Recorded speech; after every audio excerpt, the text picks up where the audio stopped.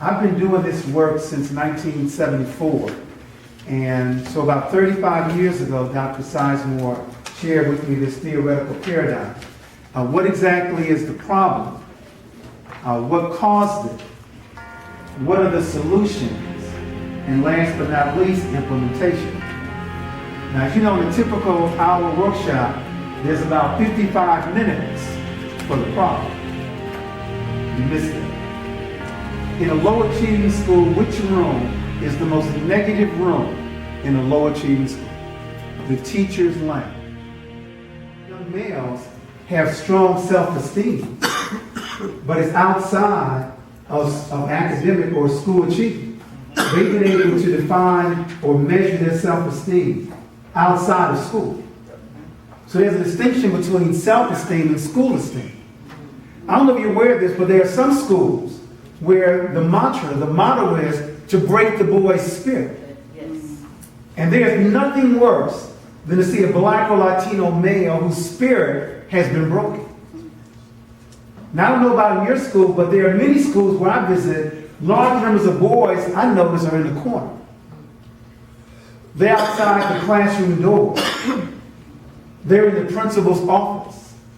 You've heard that there's this 3-year gap between white and black students. I want to look at this concept called time on task. Because remember, Asians scored 1,600 and whites 1,582, and Hispanics 1,371, and African Americans only 1,291. And notice here, David, the Asians studied 12 hours a week, whites studied 8, Hispanics 2, and African Americans only 1. 38 hours of television, 18 hours listening to music, 11 hours primarily playing basketball. But before we look at the home, what the home is not doing, don't think that every teacher in your school is given the same number of minutes on task. Now, before I go on with this, David, there's been research showing that many schools lose 1/3 of the school day for a myriad of reasons. So here it is, we want to increase the school day, but with a teacher with poor classroom management skills, you may not see, a return on your dollar. But notice this: if a teacher loses 15 minutes a day times 5 days a week, that's 75 minutes, and multiplied by a school year of 36 weeks, that gives a master teacher. Well, it would be the coach or custodian, referral agent, or an instructor. They would lose 2 weeks of instruction, just 15 minutes a day. Now, how do some teachers lose 15 minutes? Some teachers read their newspapers in class, balance their checkbook in class, cell phone, Facebook, or social media in class. Cherie, what about the intercom system? Good. I'm glad to hear that. 0, negative. There are a myriad of ways that we can lose 15 minutes. There's one school in one of our books back there titled "There's Nothing Wrong with Black Students." It's the Native American Indian Charter School, and it's not just Native Americans. It's like 1/3 African American. But the point is, Cherie, this principal, Ben Chavis, found out he was losing almost 4 weeks with departmentalization. The movement, it was 15 minutes per period. 5 minutes shutting down, 5 minutes getting to the next class, 5 minutes being acclimated to the new teacher. When they eliminated the movement, they got back 4 weeks of the school year. And became one of the best schools in the state of California. Time on task is critical. But if we close schools, and I don't know why we do this, other than as you pointed out, that we still believe we have an agricultural economy. But remember this 3-year gap between white and black students. Now, some students during the summer, they go to the library, they go to the university, they're engaged in academics.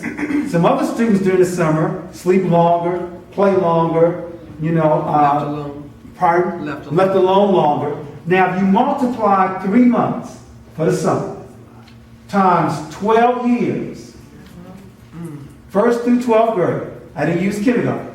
To keep this example simple, 3 months times 12 years gives you how many months? How many years is that? Ruby Payne, that's the gap. It's not a poverty gap, it's a summer gap.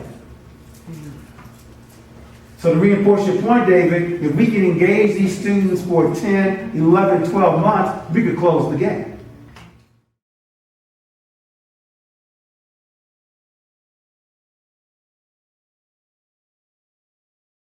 When girls study by themselves, they become more confident in math and science and interested in pursuing careers in engineering and STEM. But it has still been a struggle trying to get more single-gender schools because of the ACLU. They feel we're in violation of Title IX legislation. But the point I want to make is that single-gender schools are not a panacea in and of themselves. You could have urban prep is more than just a single-gender school. You have to have strong principals. I'm a strong principal because they have several schools now. And you have to change the culture. So don't think you can simply implement one idea without the other components being in place. Every organization, church, should have what we call a Saturday Academy. That's right. And at the Saturday Academy, not only do they help you with test-taking skills and tutoring. The Jews do not send their children to public schools to teach their children about their history and their culture. Now watch this, David. How many Jews died in Germany? 6 Please don't say thousands. Those zeros are important. It's 6 million, not 6,000. Okay. So it's amazing, David, how we know how many Jews died in Germany. How many Africans died in the Middle Passage? Hold on, Thomas. And better yet, for the schools represented here, don't give me your personal answer. What do your textbooks say? Or do they say anything? Now it's amazing we know what happened in Germany. But we do not publicly share with our students what happened in America. So back to the point of Saturday Academies. So tutoring, test-taking, mentoring, rites of passage.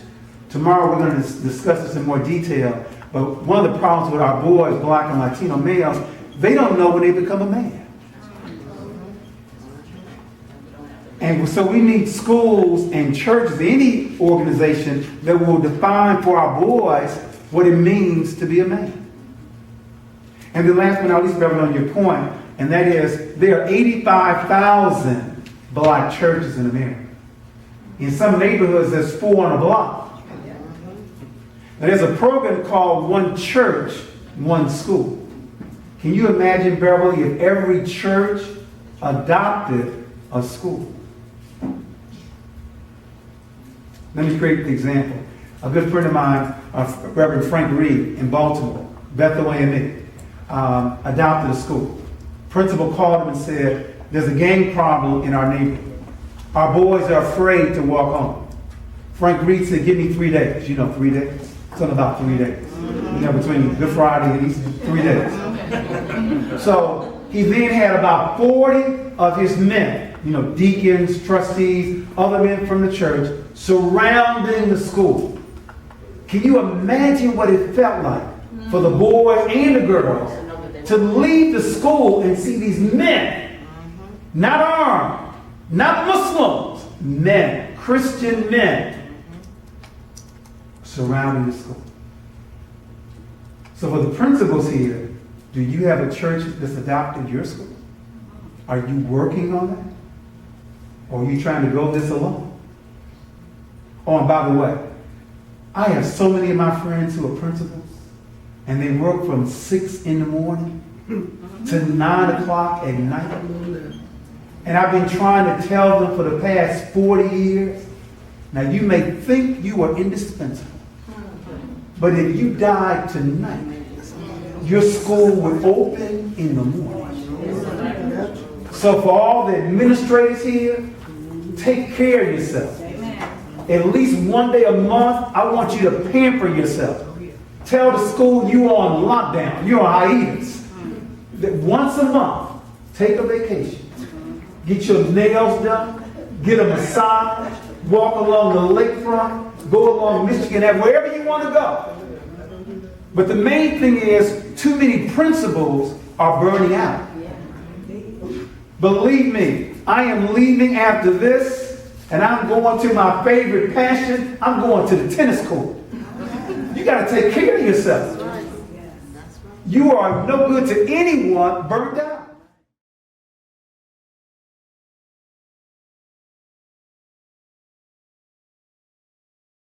There was a rumor in Oakland, California, that Oakland schools were teaching black children Ibans.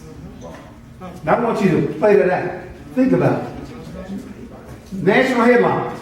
Oakland schools are teaching black children Ibans. I thought we already knew that. The truth was, Oakland schools were teaching new incoming white teachers how to code switch, how to respect the culture.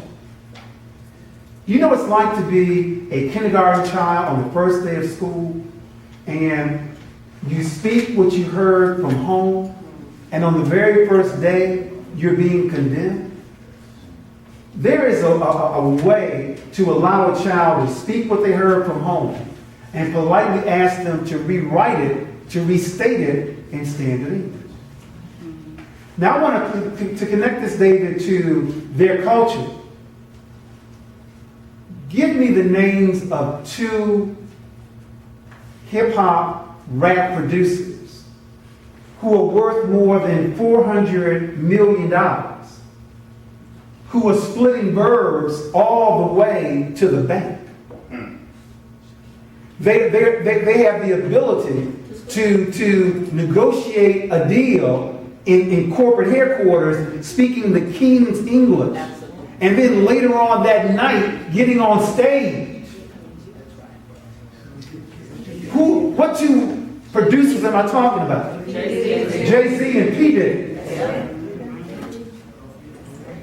There's a book we have back there. I don't know if you saw the contract. You know, that's why we have Dion right there at the door. The contract says, if you don't get a book, you spend the rest of the day in the Windsor room. So you have to get a book before you leave. But the main thing is that that's a clear example of young men like P. Diddy and Jay-Z who are doing well in both worlds and are respected in both worlds.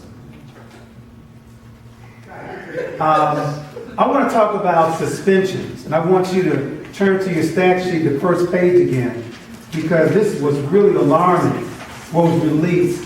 And I'm glad that Dion is still here because he's involved in a program at his high school called Restorative Justice.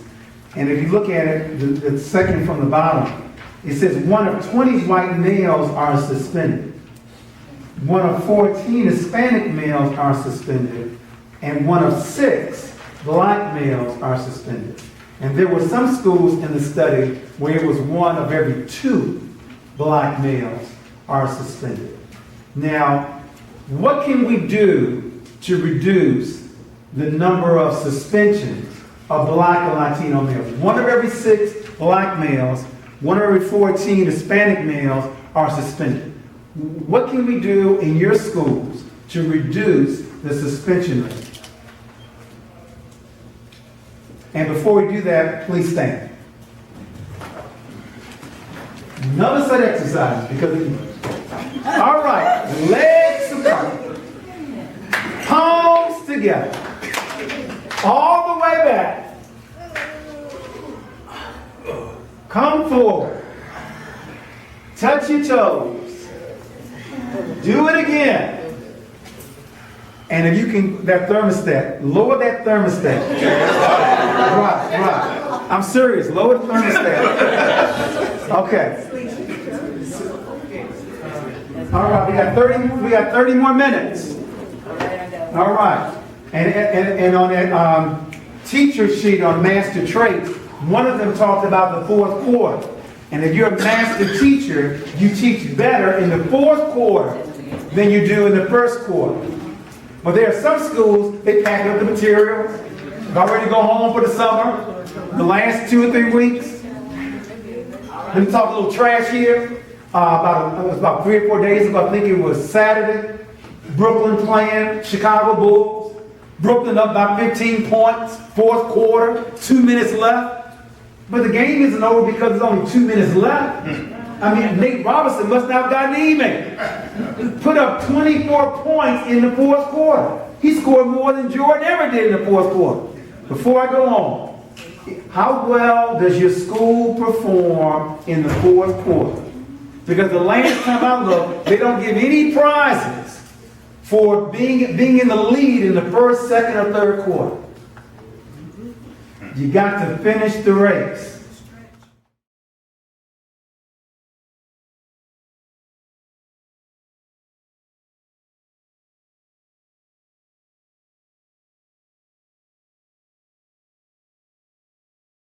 I want to talk about suspensions. And I want you to turn to your stat sheet, the first page again, because this was really alarming what was released.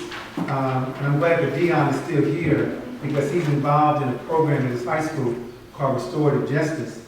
And if you look at it, the second from the bottom, it says 1 of 20 white males are suspended. 1 of 14 Hispanic males are suspended. And 1 of 6 black males are suspended. And there were some schools in the study where it was 1 of every 2 black males are suspended. Now, what can we do to reduce the number of suspensions of black and Latino males? 1 of every 6 black males, 1 of every 14 Hispanic males are suspended. What can we do in your schools to reduce the suspension rate? There's a document, it's in one of our books, but if you don't get the books, then the article is called The Color of Discipline, written by 2 white authors. And the Color of Discipline, and Russell Skiba, Skiba, and Daniel Lowson, Losden. And what they point out to reinforce TJ's point is that for a white male, remember they're 1 of every 20, for a white male to be suspended, 1 of 3 things has to take place. Either there was a gun, there was a knife, or there was bloodshed. But for a black or Latino male to be suspended, I just didn't like the way he looked at it. The way he walked, the way he showed up his shoulders. And we won't even begin to talk about the 2 popular violations, as Dion mentioned, and that's the cell phone and the dress code infraction. For a white male with a cell phone or dress code infraction, it's a warning. For the black or Latino male, it's 3 to 5 days. And many times outside of school, not inside. So, as TJ mentioned, we have to call it what it is. It's just good old-fashioned racism. Or as Darla mentioned, not bonding with the students. Yes, ma'am? Yes, from the parent perspective, because I am not an educator, a teacher, but I am an educator, I am a mother. And I think that we talked about this in the lunchtime, and I remember when our first daughter has a suspension because in first grade because she rolled her eyes to the teacher. And my husband, who is someone who works as a human behavior and coach, he said to the teacher, I will accept and I will sign this suspension, but I dare you that in the same way that you write out this suspension, you will give to my daughter rewarding things when she do the right thing. Means that since then, that was the last and unique suspension that my daughter had when she comes to home. Means that he has this candid conversation with the teacher and said, if you have the braveness to say, my daughter do this and this and this, please be brave to also say when she's doing the right thing. And I think that is important. Very important. There's been research that's also out there where in the same school district, same neighborhood, the school with the lowest suspensions and the highest suspension were in the same district. Same demographics. One was not a magnet school. Different principles, different culture. They didn't believe in zero tolerance. Now be honest, could you live your life with zero tolerance? Let the one who has not sinned throw the first stone. And my Bible says it was the elders who walked away first. Whatever happened to grace and mercy and forgiveness? Black and Latino boys deserve more than zero tolerance. Any other comments about this before we look at the last 2 points before closing and ask alternative options and solutions? Pardon? You did not finish your fourth statement. Yeah, that's the number 4. Well, see, okay, the first stage was to admit that race and culture is a factor. The second step is to understand it. The third step is to appreciate it. And then I went on to say that level 0 is the stage called denial. You know, one of the books back there is titled Black Students, Middle Class Teachers. When I first started my career, I only raised the race question. I still raise it. Can white female teachers educate low-income African-American students? But I'm older than that. And I've seen someone, a person who looks like me in the White House. We've been the governor of 2 states. We've been senators. We've been mayors, superintendents of schools, principals. But be honest, have things substantially changed for Black and Latino students? So now I raise the class question. Can Negro middle class teachers educate low-income African-American students? It's amazing to me the number of middle-class Black teachers who send their children to private school. I'm not against that, but they don't want choice for low-income children. That's not a contradiction. They want choice for their biological child because that's their child. They don't want choice for low-income children because then they will lose their job. I was mentioning that my late mentor was Dr. Barbara Sizemore. Does anyone remember Dr. Barbara Sizemore? Okay. And I've been doing this work since 1974. And so about 35 years ago, Dr. Sizemore shared with me this theoretical paradigm. What exactly is the problem? What caused it? What are the solutions? And last but not least, implementation. Now, as you know, in a typical hour workshop, there's about 55 minutes for the problem. You missed that.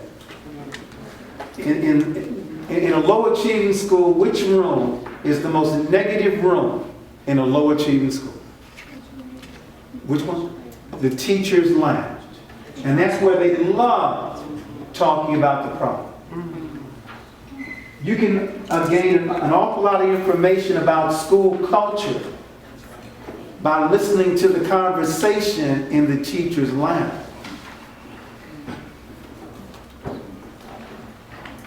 So we would love to visit your school district, but the first place I would ask for you to take me to would be the teacher's lounge. Especially if we could sit there incognito. So before I go on, what's the nature of the conversation in the teacher's lounge? Nothing hurts me more than for you to invite me to your school and I ask you, how many parents are going to be there tonight? I don't know, we send out 300 flyers. I know right there we got a problem. Because that's not the best way to attract parents. I mean, normally when I speak in the city, I stay for at least 2 days. And so, yes, in school A, 300 parents should have been there, only 10 parents showed up. And the principal, the staff, loved trying to convince me, see, it's these bad parents, Juwan, they just don't care about their children. But the next day, same city, same neighborhood, same demographics, over 200 parents showed up. So do you want to study success or do you want to study failure? What did school B do? See, all school A did was send out a flyer. School B did something else. Personal call. They already have a relationship. They have a relationship. They let the parents choose the topic. If you know the parents are younger these days, I mean, the mother's 13, the grandmother's 26, the great-grandmother's 39. If you know the parents are younger these days, before you give them a workshop on their child's development, give them a workshop on their development. If you want the men to be there, give them a workshop on how to find a job. Holy Ghost said, park there a moment. In 1920, what percent of black youth, don't look at your statue, what percent of black youth had their fathers in the home in 1920? Yes, 90%. So for all those who say black and Latino men were trifling, then explain why they were still there in 1920. Could it be in 1920 they were working? See, in a capitalistic country, in a patriarchal country, it is difficult being a man in this country without income. If we close schools, and I don't know why we do this, other than as you pointed out, that we still believe we have an agricultural economy. But remember this 3-year gap between white and black students. Now, some students during the summer, they go to the library, they go to the university, they're engaged in academics. Some other students during the summer sleep longer, play longer, left alone longer. Now, if you multiply 3 months for the summer times 12 years, first through 12th grade, I didn't use kindergarten, to keep this example simple. 3 months times 12 years gives you how many months? How many years is that? Ruby Payne, that's the gap. It's not a poverty gap, it's a summer gap. So to reinforce your point, David, if we can engage these students for 10, 11, 12 months, we could close the gap. But again, I want to make this point real clear, and that's that you can have a year-round school with a CEO principal, and you're not going to see what you're looking for. You can have a year-round school with custodians and referral agents, you're not going to see it. See, a lot of people, I've been an advocate of when you saw yesterday urban prep, I speak almost every year at this conference called NABSE, National Association of Black School Educators.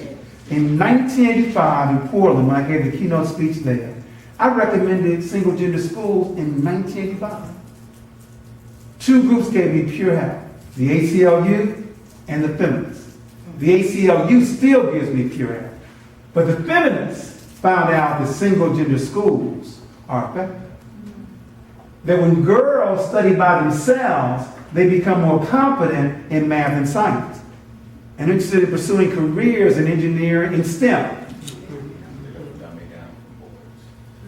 But it has still been a struggle trying to get more single-gender schools because of the ACLU. They feel we're in violation of Title IX legislation. But the point I want to make is that single-gender schools are not a panacea in and of themselves. You could have urban prep is more than just a single-gender school. You have to have strong principals. I'm a strong principal because they have several schools now. And you have to change the culture